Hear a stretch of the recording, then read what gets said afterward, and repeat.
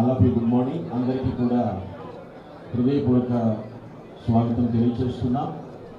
ఈరోజు మన ప్రియతమ నేత కీర్తిశేషులు శ్రీ డాక్టర్ వైఎస్ రాజశేఖర రెడ్డి గారి యొక్క 76వ జయంతిని పురస్కరించుకుని ఇక్కడికి విచ్చేసినటువంటి మీ 50 మందికి కూడా హృదయపూర్వక శుభాభివందనలు తెలియజేస్తూ ఉన్నాము. దయచేసి వచ్చిన వారు తలల నుంచి కళ్ళు మూసుకున్నట్లయితే ప్రార్థనతో ఈ యొక్క కార్యక్రమాన్ని ప్రారంభించుకున్నాం. ఎవరు కూడా అటు ఇటు చూడవద్దు, తలల నుంచి కళ్ళు మూసుకుని దేవుని స్తుతిస్తూ ప్రార్థన చేస్తున్నాం. దయచేసి నిశ్శబ్దంగా ఉండమని మనం చేస్తున్నాము. ప్రార్థన. మహాగరుడ, మహోన్నతుడ, పరిశుద్ధుడ, ప్రేమ నమ్మకం కలిగిన మా ప్రియ పరలోకమందున మా తండ్రి, సైన్యములకు అధిపతిగా యెహోవా, అత్యున్నత సింహాసనాసీనుడైన మా గొప్ప దేవా, పరిశుద్ధ దేవదూతలతో పరలోకములో నిత్యము పరిశుద్ధుడు పరిశుద్ధుడు పరిశుద్ధుడిని కెరూబులతో శరాబులతో కొనియాడబడుతున్న మా గొప్ప తండ్రి, అబ్రహాము, ఇస్సాకు, యాకోబుల దేవా, మా దేవా మీకే స్తోత్రములు. మీరు నిన్న నేడు నిరంతరము ఏకరీతిగా ఉన్న మా దేవా, మా ప్రభువా నీకు స్తోత్రములు. నిన్ననైనా ఆదియు అంతమునైన వాడ నీకు స్తోత్రములు. మొదటివాడ, కడపటివాడ, పునరుత్థానమును జీవమునైన వాడ నీకు స్తోత్రములు. సర్వలోకమును నాయన, సూర్య చంద్ర నక్షత్రములను, భూమిని, ఆకాశమును, అందరి సమస్త సృష్టిని నీ నోటి మాట చేత కలగజేసి ప్రభువా, మానవుని స్వరూపంలో నీ స్వహస్తాలతో చేసుకొని ప్రభువా తండ్రి, మానవుని దారి తప్పినప్పుడు ప్రభా ఆయన తండ్రి మా కొరకు రక్తము చిందించడానికి ఈ భూమి మీదకి మానవ అవుతారుగా నాయన మనుషుని రూపంలో నాయన నిన్ను వ్యక్తులుగా చేసుకొని దాసునిగా లోకానికి దిగి వచ్చి మా కొరకు నాయన మన రక్తము చిందించి ప్రాణం పెట్టి చనిపోయి తిరిగి లేచి పునరుత్థానుడై ఆరోపణమైన మా గొప్ప తండ్రి, త్వరలో రానున్న యేసయ్యా మీకు స్తోత్రములు స్తోత్రములు స్తోత్రములు చెల్లిస్తున్నాం. ఈ ఉదయకాల సమయంలో ఆయన కీర్తిశేషులు డాక్టర్ వైఎస్ రాజశేఖర గారి యొక్క ఆయన జయంతి సందర్భంగా ఏర్పాటు చేయబడినటువంటి యొక్క స్తుతి కూటమును, ప్రత్యేక కూడికను మీరు దీవించండి, ఆశీర్వదించండి. ఇంతవరకు నాయన పాడిన పాటలో మీరు ఉన్నారని నమ్ముతూ నేను స్తుతిస్తున్నాము తండ్రి. ఈ సమయంలో నింపిన వాక్య పరిచర్యలోనూ ముగింపు ప్రార్థన వరకు మీరే తోడుగా నీడగా కోటగా ఉండండి. మీ పరలోక సైన్య సమూహంతో మీరు మా మధ్యలోకి దిగిరండి. మా స్తుతుల మీద మీరు ఆశీర్వాదాలు కండి. పరిశుద్ధాత్మ దేవుడా, ఎటువంటి సాతానుకు, అంధకార చీకటి శక్తులకు అధికారం లేకుండా ఈ స్థలం అంతా నీ సన్నిధి దూతలతో ఉంచండి. రక్తాన్ని ప్రోక్షిస్తున్నాం.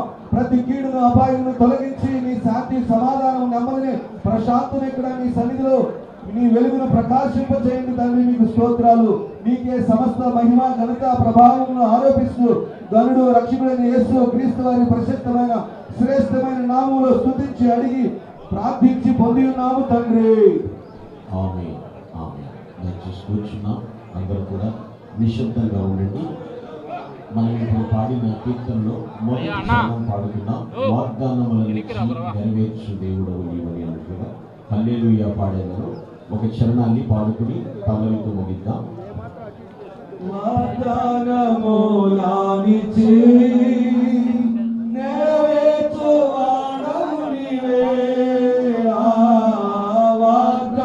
వాగ్దానములానిచి నెరవేర్చువాడవు నీవే, నమ్మకమైన దేవా నన్ను కాపాడువాడవు నీవే, నమ్మకమైన దేవా నన్ను కాపాడువాడవు నీవే. ప్రభువా నిన్ను నేను కొనియాడేదా, హల్లెలూయా పాడేదా. ప్రభు నిన్ను కొనియాడేదా, హల్లెలూయా పాడేదా. ప్రభు నిన్ను కొనియాడేదా. అన్ని వేళలయందునా నిన్ను పూజించి కీర్తింతును, అన్ని వేళలయందునా నిన్ను పూజించి కీర్తింతును. ప్రభువా నిన్ను నేను కొనియాడేదా, హల్లెలూయా పాడేదా. ప్రభు నిన్ను కొనియాడేదా. పాడిన కీర్తనను బట్టి ప్రభు నామమునకు మహిమ. ఈ సందర్భంగా సందర్భంగా సిద్ధపరచబడిన దేవుని వాక్యం చదువుతున్నాం. యోహాను రాసిన మొదటి పత్రిక 5వ అధ్యాయం 1 నుండి 5 వచనం చదువుతున్నాం. First epistle of John chapter 5 verses 1 to 5. క్రీస్తే యేసయ్య ఉన్నాడని నమ్ము ప్రతి వాడును దేవుని మూలముగా పుట్టి ఉన్నాడు. పుట్టించిన వానిని ప్రేమించు ప్రతి వాడును ఆయన మూలముగా పుట్టిన వారిని ప్రేమించును. మనము దేవుని ప్రేమించుచున్నామని ఆయన ఆజ్ఞలను నెరవేర్చువారమైతుమా?